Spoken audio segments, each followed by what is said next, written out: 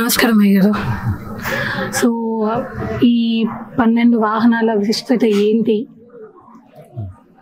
ఇప్పుడు వాహన సేవలు ఇవి మనకి బ్రహ్మోత్సవాల్లో ప్రతి ఆలయంలోనూ ఉంటుంది. వైష్ణవాలయాల్లో కావచ్చు, శివాలయాల్లో కావచ్చు. అన్ని రకాల చర్మ సమస్యలకు శాశ్వత పరిష్కారం ఈ శ్రీత 9281458181. ఆయా దేవతలు ఎక్కేటువంటి వాహనాలు స్పెసిఫిక్గా మనకు శాస్త్రాలు చెప్తున్నాయి. విష్ణుమూర్తి అంటే గరుడ వాహనం మనందరికీ తెలిసినటువంటిది, శివుడు అంటే వృషభ వాహనం, ఇలా ఉంటుంది. వాటితో పాటుగా ప్రధానంగా ఈ 2 వాహనాలు, విష్ణువాలయం అంటే గరుడ వాహనం ప్రధానం.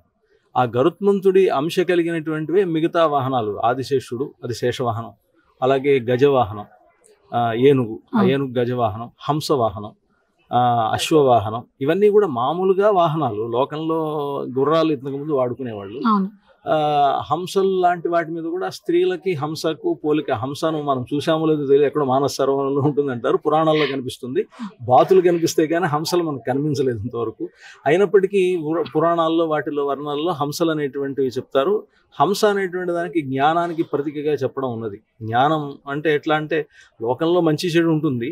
ఈ మంచి చెడుల్లో మంచిని గ్రహించాలి, చెడుని వదిలిపెట్టాలి అని అంటే అది హంసలో అది కనిపిస్తుంది. పాలు నీళ్లు కలిసి ఉంటే పాలను అది తీసుకొని నీళ్ళని వేరు చేయగలదు అని. అందుకని దానికి జ్ఞానానికి ప్రతీకగా హంస అని చెప్తారు.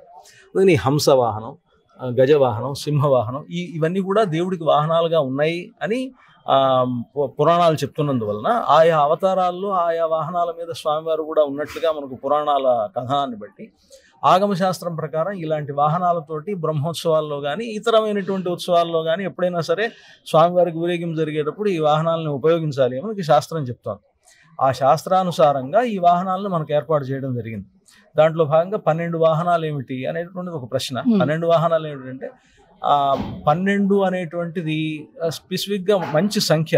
12 అనేటువంటిది ద్వాదశాదిత్యులు అంటే సూర్యుడు 12 రకాలుగా ఉంటాడు. అలాగే వాసుదేవ ద్వాదశాక్షరి అంటే ద్వాదశాక్షరి మంత్రం, ఓం నమో భగవతే వాసుదేవాయ, అది 12 అక్షరాల మంత్రం. వైష్ణవ సంప్రదాయం ప్రకారం ఈ 12 అక్షరాలు కలిగినటువంటి ద్వాదశాక్షరి మంత్రం చాలా గొప్ప మంత్రంగా భావిస్తారు. ఆ వైష్ణవాగమంలో, పాంచరాత్రాగమంలో ఈ ద్వాదశాక్షరి మంత్రానికి గొప్ప, దాంతోనే ఆరాధనలని కూడా చేయాలి అని చెప్పారు. కనుకనే ఆ సంఖ్యానుసారంగా ఇక్కడ 12 వాహనాలు అనేటువంటివి ఉన్నాయి.